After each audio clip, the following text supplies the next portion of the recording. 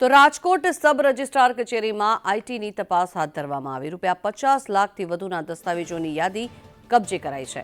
DH કોલેજમાં sub registrar કચેરીમાં આઈટીની તપાસ કરવામાં આવી।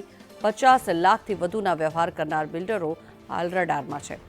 મોટા મવા સહિતના વિસ્તારોની નોંધણી કરવામાં આવી છે, ત્યારે આઈટીના રડારમાં આ લોકો આવી ગયા છે। ત્યારે મહત્વનું છે કે હાલ તપાસ હાથ ધરવામાં આવી રહી છે। 50 લાખથી વધુના જે પણ વ્યવહાર કરવામાં આવ્યા છે એ બધા જ વ્યવહાર કરનાર જે બિલ્ડરો છે તે હાલ આઈટીની રડારમાં છે। મોટા મવા સહિતના વિસ્તારોની નોંધણી આઈટી રડારમાં હોવાનું સામે આવ્યું છે। વધુ માહિતી મેળવીએ સંવાદદાતા મયુર સોની જોડાયા છે આપણી સાથે। મયુર, સબ રજિસ્ટ્રાર કચેરીમાં આઈટીની તપાસ, શું વિગત?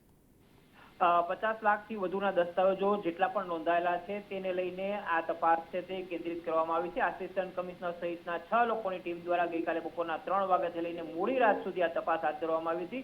ઉલ્લેખનીય છે કે 50 લાખ ઉપરના દસ્તાવેજો ઉપર ટીડીએસ છે તે કપાત કરવો જોઈએ, પરંતુ કેટલાક કિસ્સાની અંદર આ નતો થયો અને તેને લઈને આ તપાસ છે તે કેન્દ્રિત કરવામાં આવી। આ ઉપરાંત 30 લાખ ઉપરના જેટલા પણ દસ્તાવેજો થયા છે તેને લઈને એસએસએફટીની ઇન્કમટેક્સ વિભાગની ટીમ છે તેના દ્વારા તમામ વિગતો છે તે મેળવવામાં આવી છે। સંખ્યાબંધ વિગતો છે આઈટી વિભાગના હાથમાં લાગી છે।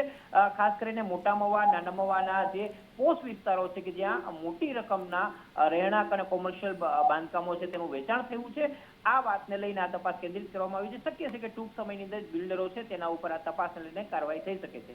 જી, આભાર મયુર સમગ્ર માહિતી બદલ।